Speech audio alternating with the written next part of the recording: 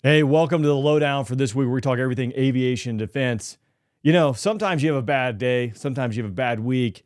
I think the Korean F-16s definitely take the cake for this week, as they probably had the worst week ever when they inadvertently dropped 8 Mark 82 500-pound bombs in a town in South Korea.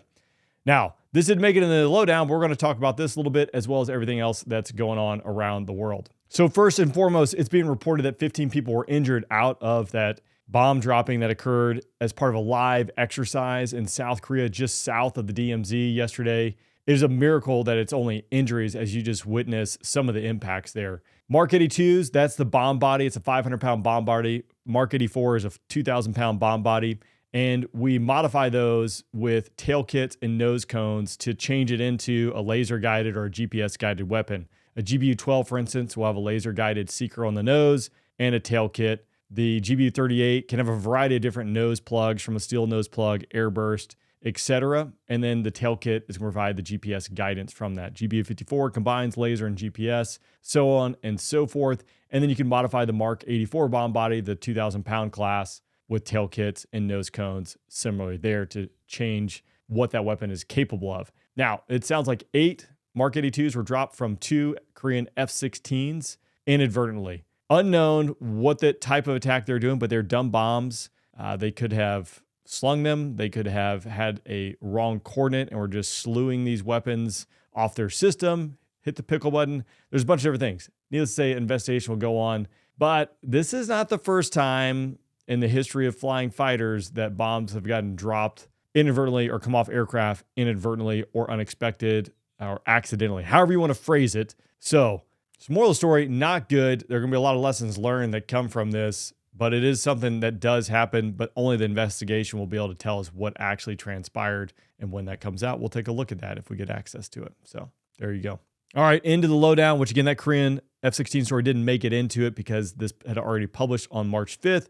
And the accident happened yesterday, March 6th. So now we're just getting into it as I try to catch up in life. But jumping into history of the day, talking about the GBU-39. This is a small diameter bomb. It's been fielded by the United States as well as many other nations. This is a low collateral damage weapon. It has the capability to reach long ranges. So it's a bomb with wings, more or less. Now, several variants have been fielded, and they produce over 10,000 of these for a variety of different platforms and nations, as I alluded to earlier. But low cost, low collateral damage. My squadron was actually the first squadron. One of my squadron mates was the first one to drop one in combat off an F-16 in 2015, which was a big deal. Now, the Strike Eagles beat us to the punch, and they were doing this in 2006, but the bomb was originally developed for the Strike Eagle, or was selected to be the first platform to carry this into combat and use it. Again, long range, so we've seen it recently with Ukraine using the GBU-39 off their Russian-based fighters, the MiGs and the Sukhois, and now they've employed it off the F-16. In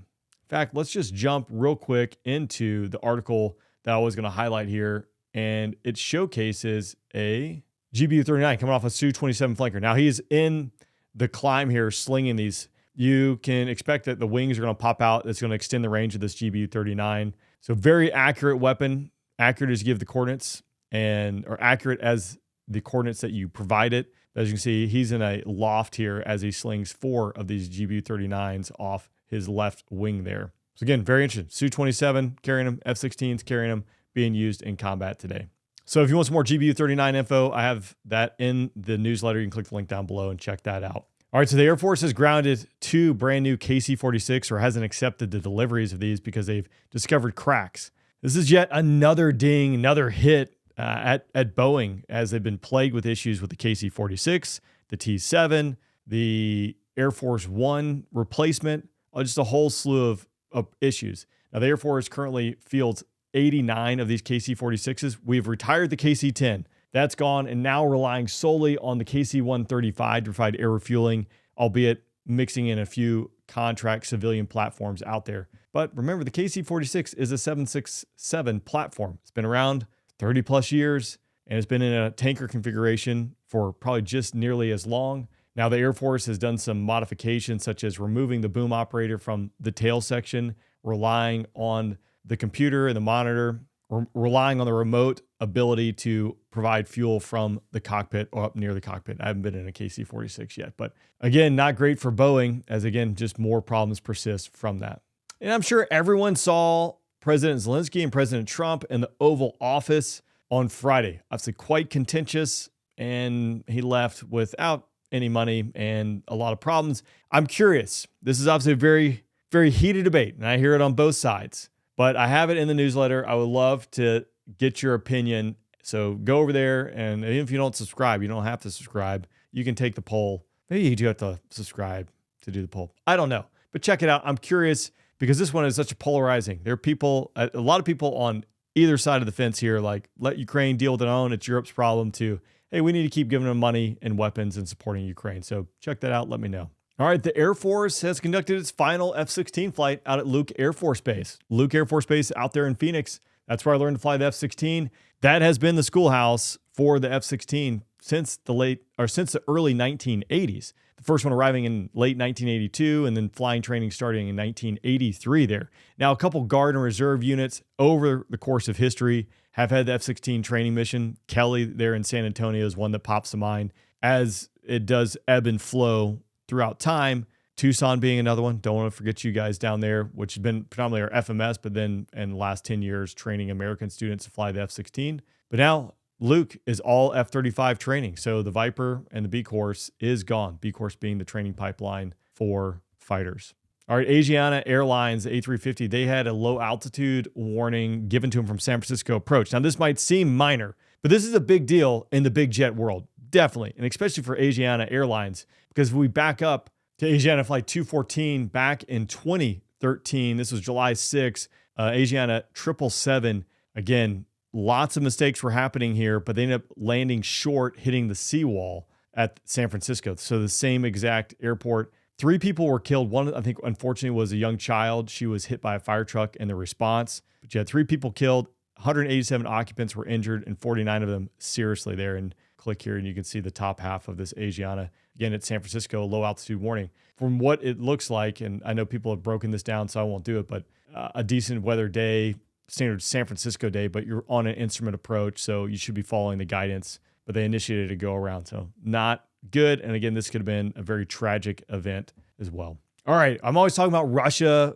flying up near the ADES, sending Russian bears having to be intercepted. Someone asked, do we ever do it to Russia or North Korea back? The answer, yes, we do. And in fact, this past week, a US B-52 was flanked by NATO F-18s and F-35s as they flew within 50 miles of the Russian border over Estonia and a couple other nations. So if you want to check that out, I have that linked in the bio as well. They also flew close to Belarus, but we do it. The Russians do it. I would say the difference, you have not seen US fighter pilots or US aircraft engaging in aggressive behavior. Now, Russia and China might say differently, but the footage doesn't exist where you see, for instance, like a Russian flanker that did hit a US drone, that almost hit an F-16, that a Chinese fighter, if you remember back to the early 2000s, hitting a P-3 aircraft and taking the nose off, forcing that to divert. So this is something that happens. It's routine, and it's a show of presence. It's a show of power. We'll do it. They'll do it. Again, I think the difference is airmanship, discipline, because you can quickly set off an international incident or war by aggressive and crazy behavior from pilots.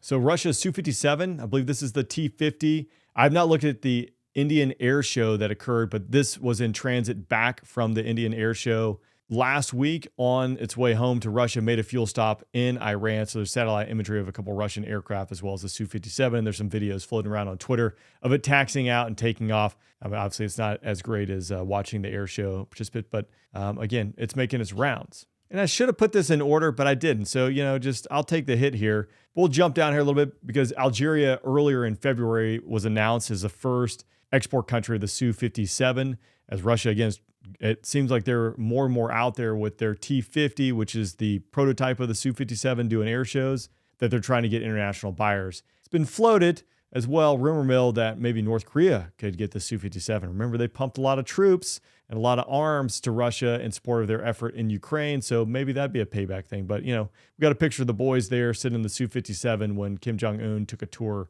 or visited Russia last year.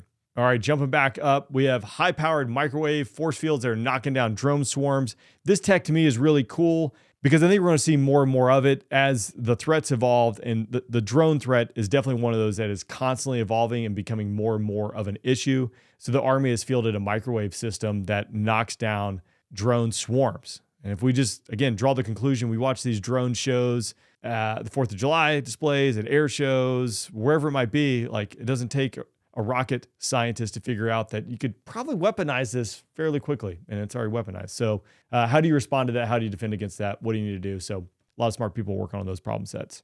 All right, and as I alluded to, the GB-39, kind of the inspiration for the thread of the day was the fact that Ukraine has now employed GB-39s off their F-16s. They've been doing it off their Su-57s, and I believe their MiGs as well. They've also have integrated ALQ-131 ECM pods, electronic countermeasure pods. This is something that U.S. fighters fly with. So they're getting all the toys and they're getting into it with that. But the GB-39, I think that's probably, as we saw that popping maneuver from that Su-27, I can't imagine flying around in that environment. I imagine you can't fly too high without getting shot at by double-digit surface-to-air missile systems from the Russians. And I imagine that laydown has to be very robust and a lot of overlapping coverage. So these lofting things where you can pop up, sling a GBU-39, let it fly for a longer ways than a 500-pound GBU-38, et cetera, that doesn't have wings. Maybe that's how they're getting around it, but I don't know. No scientists, speculation. Our nearly 100 cadets are being investigated at the Air Force Academy for cheating on tests. This is a big deal. I didn't go to the Air Force Academy, but I have heard stories of guys and gals getting kicked out, and like there's no tolerance for it. So integrity first, that's a core value of the Air Force, military in general. So I imagine if it's substantiated, you're going to have 100 less cadets graduating from the Air Force Academy. I don't know what grade they're in, but nonetheless, either this year, next year, whenever, 4 years from now, if they're freshmen, you're going to have 100 less if they're all found guilty of this. So don't cheat. All right, finally, big test for the United States Air Force.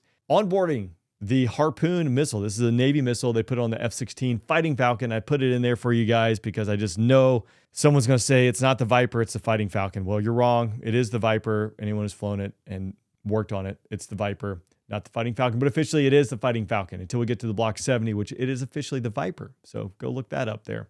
So the AGM-84 Harpoon is a long-range, all-weather, over-the-horizon anti-ship missile. And we put that on the F-16 now. Range up at 150 nautical miles, which does have quite the pull, so to speak, just enhancing the F-16's ability to deal with maritime threats. I'll let you draw any conclusions you desire there. All right, that's the Lowdown newsletter for this week. If you like this type of content, click the link down below, grab the newsletter, and yeah, there we go. I'll see you next time.